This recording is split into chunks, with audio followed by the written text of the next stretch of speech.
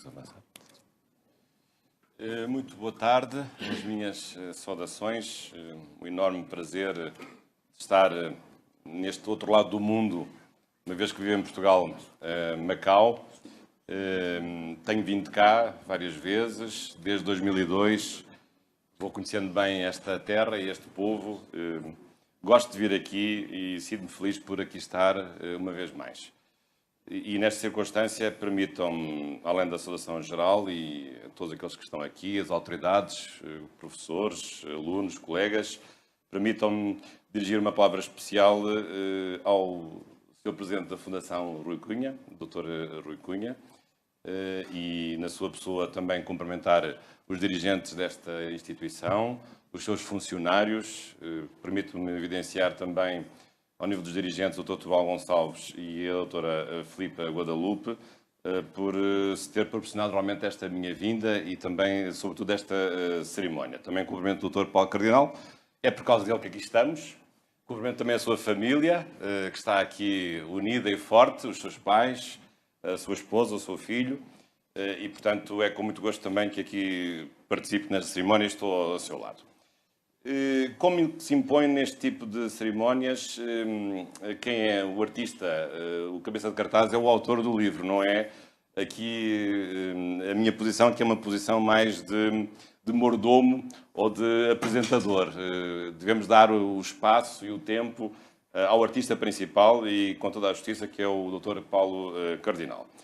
Mas antes de ele tomar a palavra, que falará no fim, como é a tradição neste tipo de cerimónias, eu gostaria de deixar-vos algumas palavras prévias com a minha reflexão e com aquilo que me vai na alma em relação a esta cerimónia e aquilo que estamos hoje aqui a fazer e a razão por que todos estamos aqui juntos.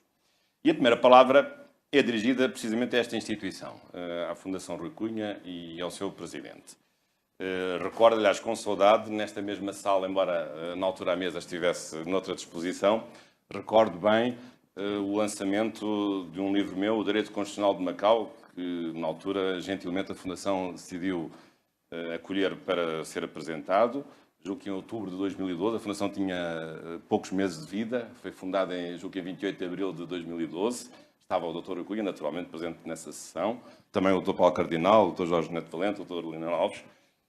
Portanto, recordo com saudade disso. E estas primeiras palavras têm um significado de homenagear a Fundação, visto que, de facto, neste contexto está a comemorar o 5º aniversário de vida, e agradecer tudo aquilo que tem feito por Macau.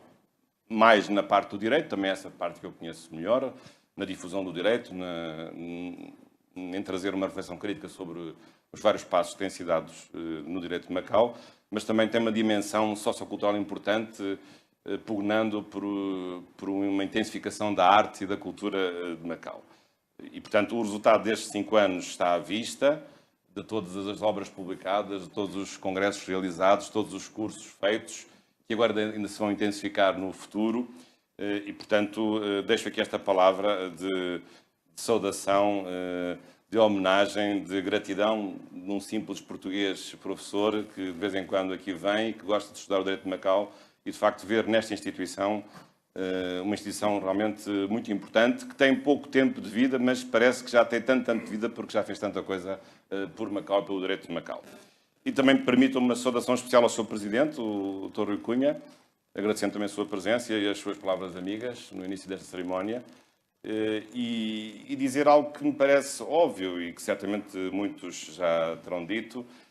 Na sua condição de vida, na sua maturidade, poderia perfeitamente estar a fazer outras coisas que lhe dessem menos trabalho ou que criassem menos complicações, mas ainda assim assumiu este empreendimento que é muito importante e julgo que os macaenses lhe estão muito gratos porque lhe está a fazer muito bem ao ter decidido dirigir esta fundação e ao estar à frente dos seus destinos de uma forma tão presente e com tanto trabalho válido que tem sido feito.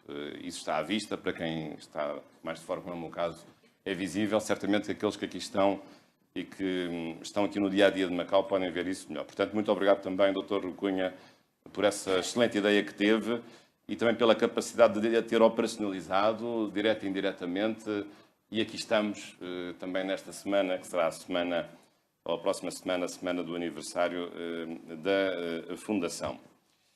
Também já agora adianto que, tendo tido a oportunidade de vir cá, faço também uma pequena oferta à vossa biblioteca do meu mais recente livro, o Manual de Direito Constitucional, na sexta edição, já lá vão 6 edições e o meu tempo passa, além de uma revista de que tenho sido diretor, que é a Revista do Direito de Língua Portuguesa, e, portanto, faço essa oferta para o vosso acervo bibliográfico.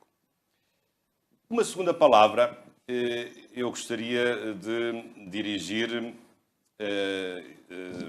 a todos vós, agora pensando neste livro, que tem um título, aliás, magnífico, dos melhores títulos que eu tenho visto nos últimos tempos, Direito, Transição e Continuidade, como subtítulo, Escritos Dispersos de Direito Público de Macau, do Dr. Paulo Cardinal, aliás, que teve a gentileza e a honra de me convidar para fazer um prefácio. Não vou agora exaustivamente analisar o livro, porque são muitos artigos de grande qualidade, e julgo que isso seria inadequado neste momento fazer, mas gostaria aqui de, talvez, referir 2 assuntos específicos que este livro suscita à nossa reflexão. Claro que isto significa que o meu conselho, que vão seguir ou não, isso depende de vós, é de comprarem o livro. Normalmente nas apresentações o livro é sempre vendido a um preço mais baixo, portanto ainda bem que estão aqui porque vão poder comprar com um preço reduzido. Portanto, este é o momento ideal para comprar um livro no dia da apresentação do livro. É sempre um preço um pouco mais reduzido de promoção. Mas vão comprar um grande livro, podem ter a certeza disso. Aliás, o Dr. Paulo Cardinal já nos habituou a grandes livros, este é mais um, que reúne um conjunto disperso de temas, e aquilo que me impressiona aqui é a variedade dos temas, move-se como ninguém nestes vários temas, numa ordem jurídica complexa, também já falarei um pouco disso, mas gostava aqui de fazer referência a dois temas que perpassam muito neste livro, ou nos vários artigos que este livro contém. Lá artigos, alguns até de grande relevância internacional, porque integram ou integraram revistas internacionais indexadas. Sabem que hoje, do ponto de vista da certificação científica das publicações científicas, é muito importante que os autores, é um esforço que em Portugal estamos a fazer, tentar fazer, possam publicar em revistas que sejam internacionais e sejam indexadas. Mas eu talvez esqueça aqui 2 temas. Há vários artigos que falam destes temas. Um deles que é um tema que eu também tenho vindo a estudar, ou estudei, sobretudo quando vim cá pela primeira vez, e que nem imagino as dores de cabeça que me deu, foi compreender um pouco a singularidade não só da ordem jurídica de Macau, como também a sua unidade político-territorial, a região administrativa especial de Macau, no contexto da teoria-geral do Estado e nas relações que tem, quer com a República Popular da China e o seu direito, quer a autonomia que pode ter quando se relaciona com outras ordens jurídicas e com outros sujeitos externos. E, de facto, esse é um trabalho que tem sido muito bem feito pelo Dr. Paulo Cardinal, frisando essa autonomia, frisando a garantia dessa autonomia, não só através de um tratado internacional, a Declaração Luso-Chinesa, aliás, que este ano comemoramos o 30º aniversário, depois que se concretizou na Lei Básica de Macau, e de facto essas ligações intrincadas entre várias ordens jurídicas, entre um direito interno que também depende do direito internacional, entre vários direitos que pertencem a várias unidades políticas, é uma realidade complexa, mas que está muito bem estudada pelo Dr. Paulo Cardinal e que volta a fazê-lo neste livro. Já tinha feito em escritos anteriores, mas volta a fazer neste livro. Depois também há outra questão conexa com esta, que é realmente a natureza jurídica da região administrativa especial de Macau, que é mais do que administrativa e é mais do que especial, mas que também lança desafios enormes do ponto de vista, hoje, sobretudo, numa globalização irreversível, embora com algumas sombras no horizonte, infelizmente, por parte de algumas tendências mais radicais, conservadoras de alguns países, no hemisfério norte, mas não para estas bandas. E de facto, a caracterização da região administrativa especial de Macau, do ponto de vista do direito internacional, também lança imensos desafios, porque, evidentemente, é uma unidade política que se subordina ao Estado unitário, que é a República Popular da China, mas, não obstante esse facto, há um sistema próprio, político, jurídico, económico e social, e isso lança dificuldades acrescidas de compreensão dos poderes e dos limites que esta região tem no contexto internacional e onde essa intervenção cada vez se justifica mais num contexto que é cada vez mais global. E neste caso, ainda com o acréscimo de sendo uma região administrativa especial de matriz lusófona e, portanto, com a conexão óbvia, não só com Portugal, que teve a administração deste território até 19 de dezembro de 1999, mas por causa disso também com a conexão que tem com outras ordens jurídicas de matriz lusófona. Portanto, isso é um tema recorrente nestes textos que eu penso que é importante frisar. Outro tema que também é muito caro ao Dr. Paulo Cardenal e sobre o qual também tive a ocasião de estudar, numa das conferências para que fui convidado na Assembleia Legislativa e onde o Dr. Paulo Cardenal tem tido sempre uma colaboração excelente, é a questão dos direitos fundamentais. E, de facto, um Estado de Direito tem direitos fundamentais. Neste caso, uma região de direito, como será a região de Macau, também tem direitos fundamentais. E essa tem sido também uma grande preocupação nos seus escritos, o estudo dos direitos fundamentais e extraí-los de uma legislação de uma forma mais ampla possível, mas ao mesmo tempo também tendo presente que os direitos não são absolutos e uma coisa são os direitos que nós lemos num catálogo constitucional e às vezes isso é difícil explicar aos alunos, porque os direitos que estão numa Constituição ou numa lei básica não são todos, na prática, realizáveis ao mesmo tempo e em todo o lugar e a todo momento, isso é impossível. Porque os direitos têm, ao mesmo tempo, sempre uma outra dimensão, que é a dimensão que os limita, quer quando há conflitos e colisão entre os direitos, ou quando há bens comunitários, como é o caso da segurança ou da saúde pública, ou outros valores coletivos que podem justificar a limitação no exercício ou a restrição de alguns desses direitos. Aliás, na vinda aqui para Macau, desta vez, já estava no aeroporto, abordaram-me alguns jornalistas com um problema que nós agora temos lá, que é um problema circunstancial, da questão da vacinação obrigatória. Porque, a certa altura, houve um dirigente português que se lembrou de dizer que a vacinação sendo obrigatória punha em causa um direito fundamental das pessoas, que era a liberdade de não se vacinarem. Mas, ora, aí está um caso em que, evidentemente, essa liberdade não pode existir como tal.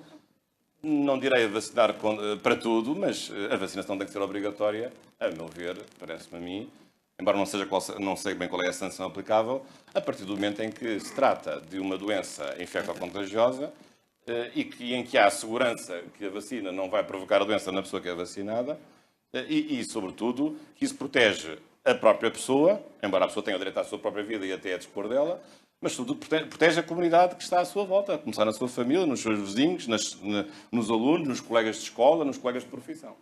Mas, portanto, aqui tem uma aplicação, digamos, prática, muito prática, de um problema que é da restrição de um direito, neste caso, um direito à atividade física, que deve ser restrito em nome de um bem comunitário que é a saúde pública, para além da própria saúde individual, da pessoa que, muitas vezes, sendo menor, porque as vacinas são tomadas normalmente na nossa infância, a não ser algumas que nos acompanham o resto da vida, que é o caso do tétano, que é obrigatório até morrermos.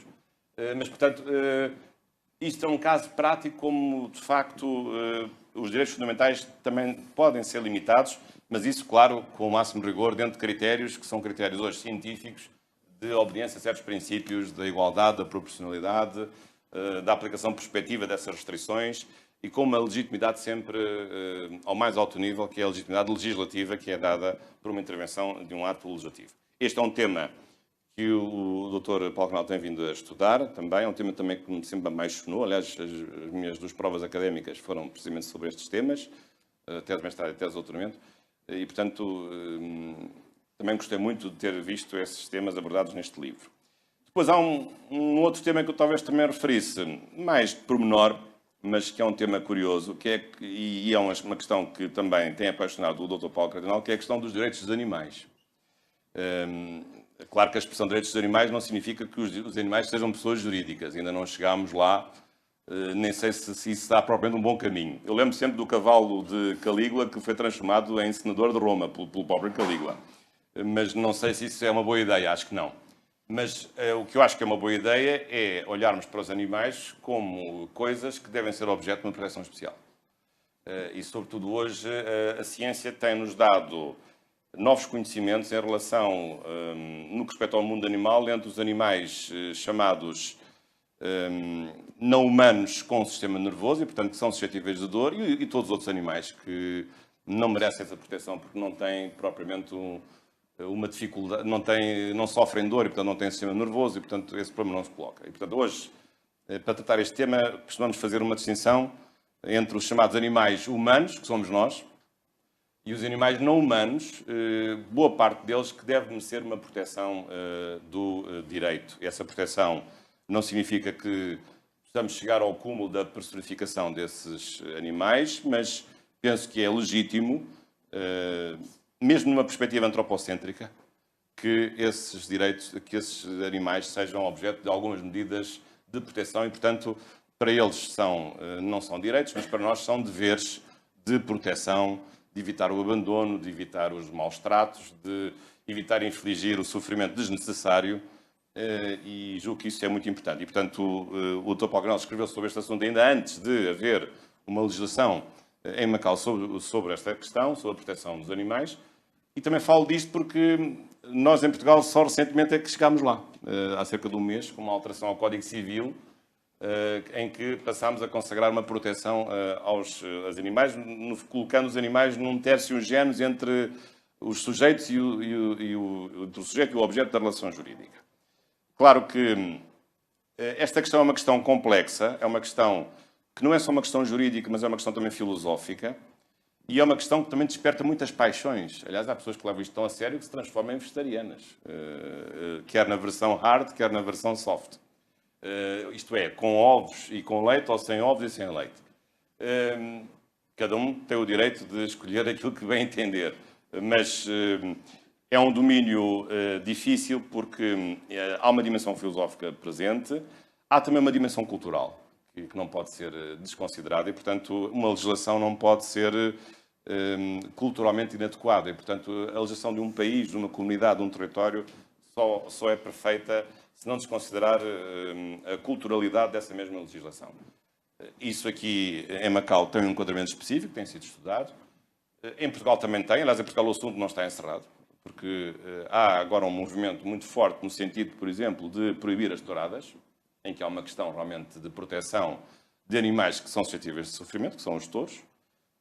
E, portanto, há hoje uma forte pressão no sentido de acabar com as touradas, embora a tourada, a portuguesa, como sabem, é até bem menos sanguinária do que é a tourada espanhola, porque pelo menos não há aquela tradição de no início da tourada se sangrar o touro, que é realmente um ato bastante bárbaro.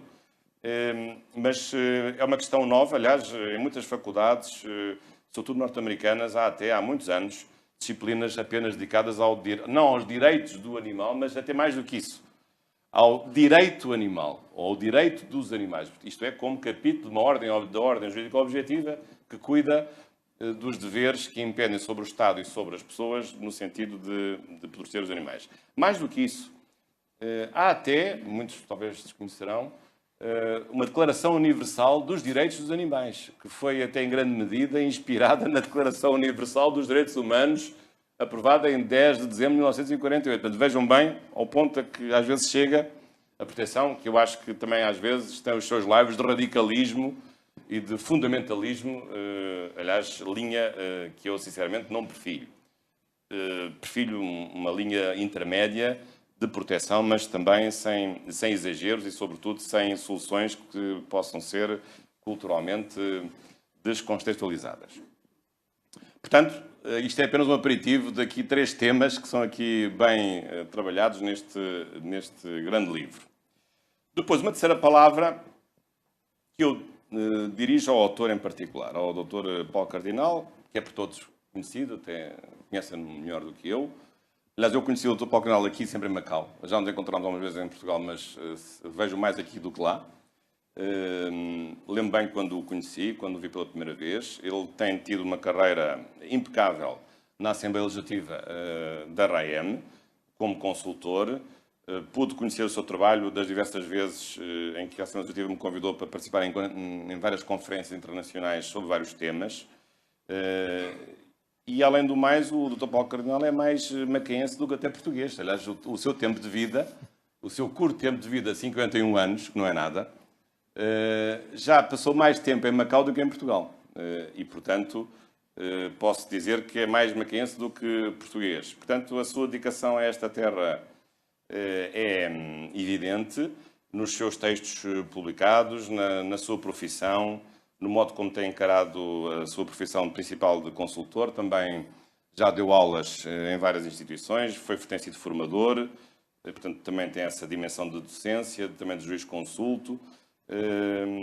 Portanto, julgo que tem um conjunto de qualidades que não é demais realçar neste momento.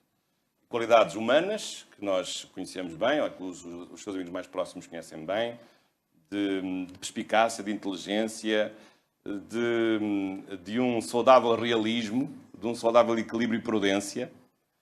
Eu não sou tão prudente, portanto, nesse aspecto estou bem atrás do Dr. Paulo Cardinal, mas também qualidades de jurista, que eu acho que isso aqui é também importante neste momento realçar. Embora não consiga ver a pessoa desligada das suas qualidades pessoais, das suas qualidades profissionais. Ninguém consegue fazer essa cisão. Assim, isso é impossível. E qualidades profissionais de jurista são inúmeras, de rigor, clareza, preocupação com o detalhe, com o pormenor, às vezes de uma forma intensa, analítico, e, portanto, no fundo, este livro também retrata aqui uma combinação que eu acho que é muito importante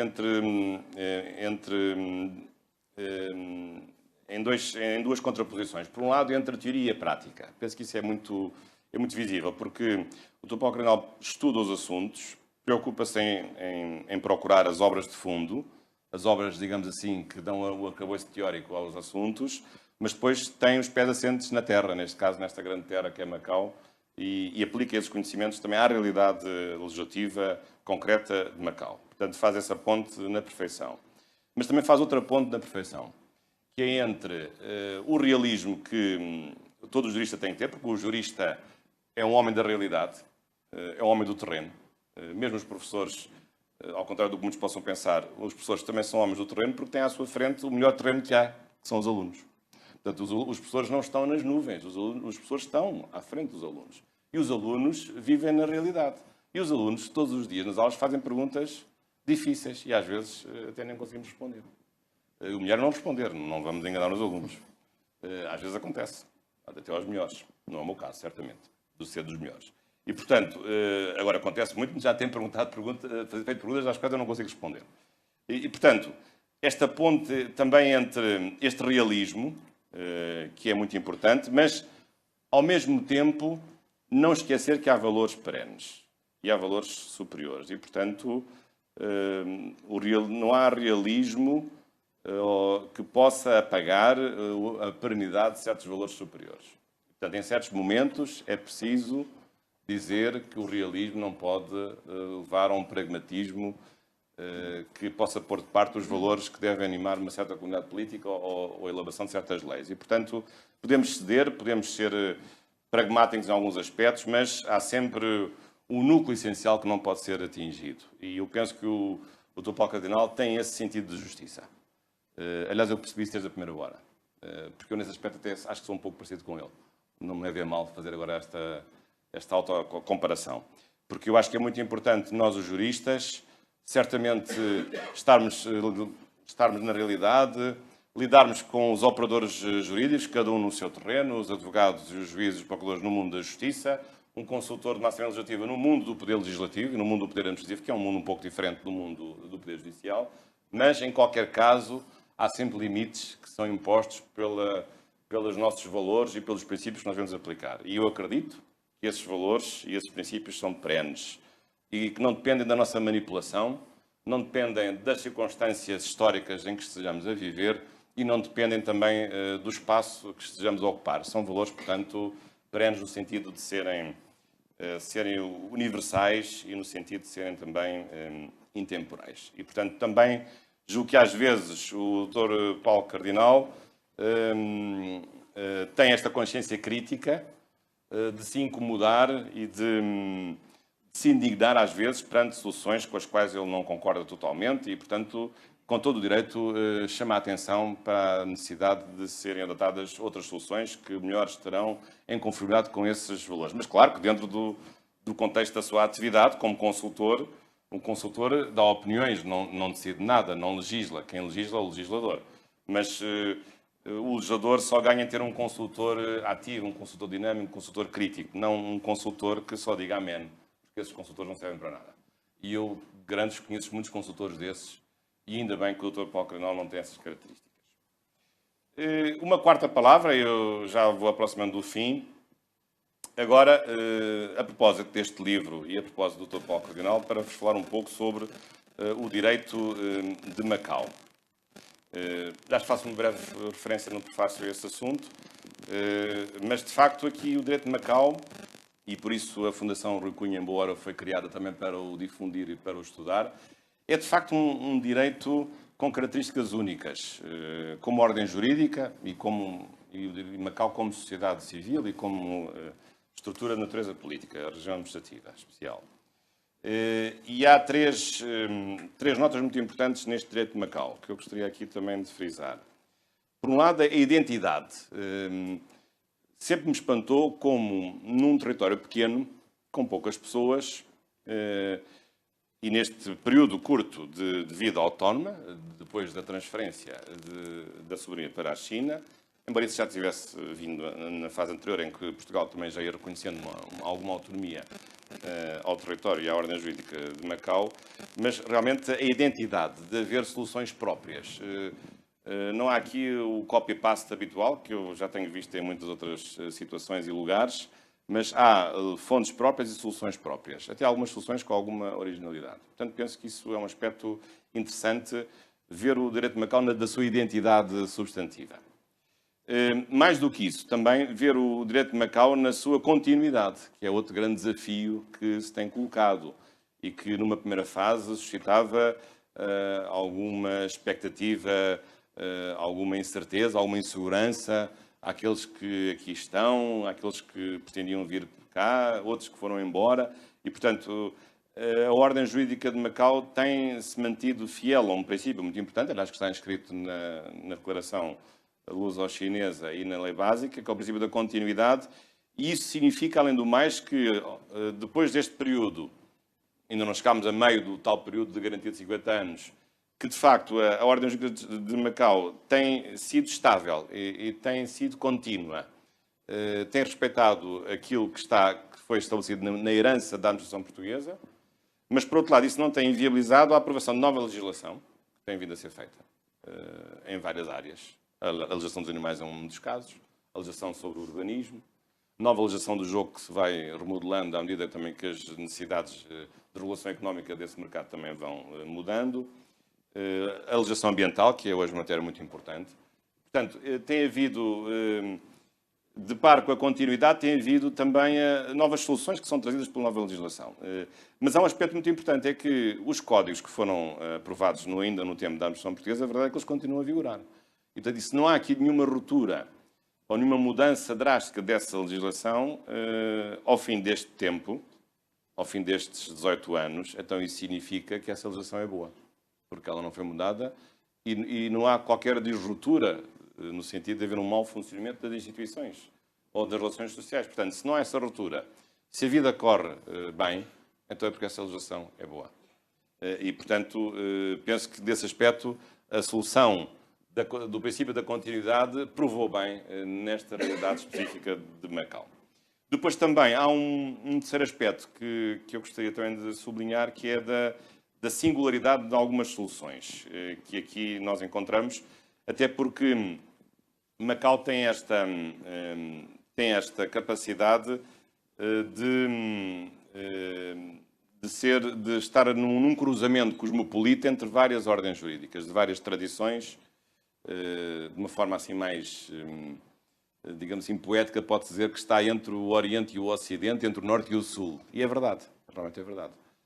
Entre o Oriente e o Ocidente, porque a matriz do direito de Macau é a matriz romano-germânica, portanto, do sistema ocidental, tem duas partes, o direito anglo-saxónico e o direito romano-germânico, mas depois tem influências do direito asiático, que é, para os cultores do direito comparado, também um outro sistema jurídico diferente, como era antigamente o direito da União Soviética ou como é para alguns o direito islâmico, ou ainda para outros numa construção um pouco mais sofisticada e complexa, que são os direitos africanos ou o direito africano.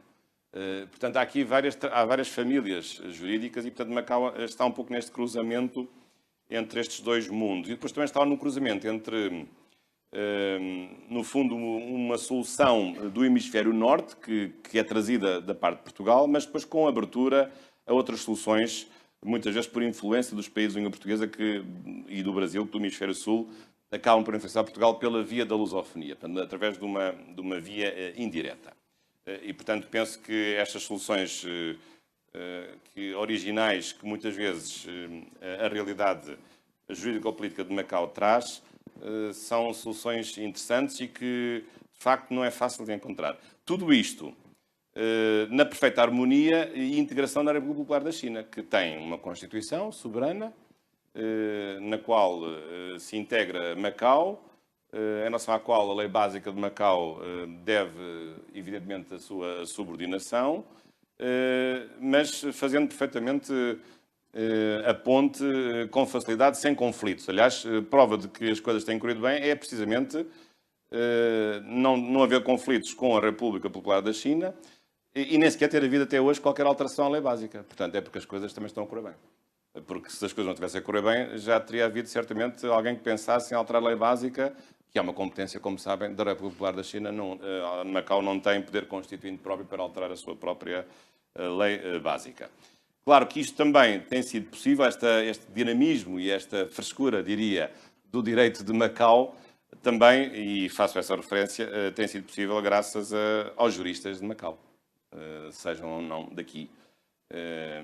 E, portanto, juristas portugueses, chineses, de outras nacionalidades, que falam várias línguas, e também os vários operadores do direito, professores, juízes, procuradores, advogados, funcionários da administração pública, funcionários legislativos. Portanto, penso que isso também tem sido possível graças ao diálogo permanente que há entre as várias profissões jurídicas. E isto leva-me ainda a dar uma palavra, já agora específica, sobre o próprio ensino e a investigação do direito em Macau. Porque não há nenhum direito que se possa desenvolver e afirmar, e para isso também tem contribuído a Fundação, sem o ensino e a investigação. Às vezes temos a ideia de que o investigador do direito não tem nada a ver com o professor de direito, ou o contrário. Isso não é verdade. Hoje, cada vez mais, quem ensina tem que investigar, e quem investigar também já agora deve ensinar, porque deve pôr ao serviço dos outros as suas conclusões e as suas reflexões. E, portanto, esse é um desafio que tem sido colocado ao ensino e ao direito de Macau, que passa pela qualificação das faculdades de Direito, que têm feito esse percurso. Eu próprio tenho participado em iniciativas da Faculdade de Direito da Universidade de Macau. Aliás, há 5 anos participei num painel de avaliação externa dessa faculdade e a nossa avaliação foi muito positiva, não obstante o facto de termos chamado a atenção para a necessidade de aumentar as qualificações do corpo docente em matéria de doutores e mestres e também para a necessidade de multiplicar as publicações científicas dessa faculdade. E depois há outras faculdades que têm vindo a ser criadas. Eu também tenho tido um contacto com a Faculdade de Direito da Universidade da cidade de Macau, que também vai fazendo o seu caminho, e outras faculdades, outras instituições. E, portanto, é deste diálogo e da multiplicação das oportunidades que se colocam aos alunos que deve ser visto o futuro de Macau. Claro que há, neste contexto, porque eu também tenho essa experiência de Portugal, uma certa rivalidade entre as instituições, o que é positivo, não é negativo, mas é positiva a concorrência e a competição. O que já não será tão positivo é a inveja, é a maldicência, é a tentativa de boicotar as boas iniciativas que as outras instituições têm. Mas isso não é um problema especificamente de Macau. Eu até diria que é mais um problema português e de outros países que eu conheço. Mas muitas vezes temos de ter esta consciência de que no desenvolvimento de um país também se faz pelo aumento das instituições, pela quantidade. Às vezes é que se pode chegar à qualidade. Na maior parte dos casos, não há qualidade sem quantidade. E, portanto, julgo que não devemos ter uma visão restritiva de achar que sempre que há um novo curso haverá um conjunto de pessoas que vai para o mercado sem qualificações e que depois o mercado vai ficar inundado por pessoas incompetentes. porque isso não é verdade, não só porque o mercado percebe bem quem são os competentes e os incompetentes, como também há instituições reguladoras que estão atentas a esse mesmo fenómeno. Portanto, aquilo que vou conhecendo de Macau, do ponto de vista do ensino e da investigação no direito, deixa-me otimista com as perspectivas novas que se colocam e sobretudo, sei que isso tem sido feito por algumas instituições também numa perspectiva do direito de matriz portuguesa. E, portanto, aqui passa à última, quinta palavra, que é falar-vos um pouco do direito global de língua portuguesa. Muitas vezes as pessoas não têm ideia da riqueza do direito de Macau visto no contexto de um direito global de língua portuguesa. Eu conheço bem estes vários direitos, por razões circunstanciais, sobretudo em África, não tenho nenhuma ligação nem pré-colonialista, nem colonialista, nem pós-colonialista. Simplesmente tive a oportunidade, a certa altura, ir trabalhar para Moçambique, dando lá aulas como cooperante, depois mais tarde em Angola. O meu irmão mais velho, por acaso, vive na África do Sul, é lá médico, licenciou-se em Bruxelas, na Faculdade de Medicina, da Universidade Católica em Bruxelas, na parte francófona, mas não tenho nenhuma ligação, mas realmente gosto muito, esta é uma das minhas costelas mais ativas, é este gosto e o conhecimento do direito de língua portuguesa. Claro que eu tenho-me dedicado mais ao direito constitucional, que ainda por cima logo por azar o mais difícil de todos os ramos do direito de língua portuguesa, porque é o direito mais problemático e mais melindroso e mais político, como imaginam. Suscita sempre algumas reservas por parte de concepções mais soberanistas destes países. Se eu fosse privatista, estava no melhor dos mundos, que isso era como faca na manteiga, era facílimo, porque, como sabem, temos o mesmo Código Civil em todos os países de língua portuguesa, à exceção do Brasil, que tem um Código Civil de 2002, mas quer os países africanos, quer Timor, quer Macau, tem praticamente o Código Civil, que é igual ao Código Civil de 66, acho, cujo 50º aniversário comemorámos no ano passado. Portanto, eu julgo que desse ponto de vista, às vezes os juristas de Macau não têm ideia da importância das soluções legislativas desta ordem jurídica num contexto mais global. Aí, realmente, Macau pode afirmar-se bem como essa porta de entrada, fazendo a ponte entre estes vários países com várias soluções legislativas de direito comparado, várias soluções legislativas comparadas, a formação também dos juristas, de juízes, de procuradores, e portanto, julgo que isso deve ser frisado. Não é fácil estudar o direito de Macau, visto que Macau não é um país, é um território, é uma região autónoma. E, portanto, isso à partida provoca, da parte dos outros países de língua portuguesa, algumas reservas, porque realmente não tem o estatuto de Estado, o Estado é a República Popular da China, mas isso não impede que não haja aqui uma realidade que, em grande medida, é comum à realidade jurídica desses países, e não é só por aqui se falar português, ou por o português ser uma das duas línguas oficiais deste território. É que, por trás do português como língua oficial do direito de Macau, está também uma cultura, está uma história, está uma geografia, está um conjunto de valores que nós vamos partilhando também com os outros países. E, portanto, penso que esse é um aspecto que eu gostaria aqui de frisar. E sendo certo que hoje Macau vai também ganhando uma importância acrescida, na medida em que muitas vezes Macau é, dentro da China, uma via especial de contacto através de Portugal ou diretamente com os países africanos e com o Brasil. E isso tem toda a lógica que possa suceder. Claro que Portugal tem o seu papel, mas um país sozinho não faz tudo e a cooperação hoje é uma cooperação livre, é uma cooperação multilateral ou bilateral e, portanto, julgo que também um grande fator de êxito de Macau no futuro, para além das questões que são óbvias, como é a economia do jogo, por exemplo, ou o caráter cosmopolita deste território e deste povo, é, sobretudo, a possibilidade de Macau poder ser esse elo de ligação entre uma solução europeia, uma solução americana e uma solução africana do ponto de vista da construção do tal direito de língua portuguesa. Portanto, gostaria aqui de frisar esse aspecto. Claro que Macau não faz parte da CPLP. Também não sei se isso teria grande vantagem, porque a CPLP está reduzida a uma dimensão meramente político-diplomática. A CPLP devia ser mais uma comunidade também de pessoas, mas não tem passado de uma comunidade de Estados, que pouco faz, aliás, infelizmente. Mas Aqui não há um Estado, mas há uma comunidade de pessoas que fazem muitas coisas, têm mobilidade e têm um caráter cosmopolita. E, portanto, gostaria também de deixar esta palavra e com ela também exaltar o direito de Macau no contexto de um direito global de língua portuguesa e dar uma vez mais os parabéns ao Dr. Paulo Cardinal por esta excelente obra, augurar as maiores venturas para o seu futuro e para a sua família, que aqui está em peso e muito contente, como era óbvio, e também cumprimentar de novo o Dr. Rui Cunha e a sua Fundação por tudo aquilo que tem feito pelo progresso do direito de Macau. Muito obrigado pela vossa atenção.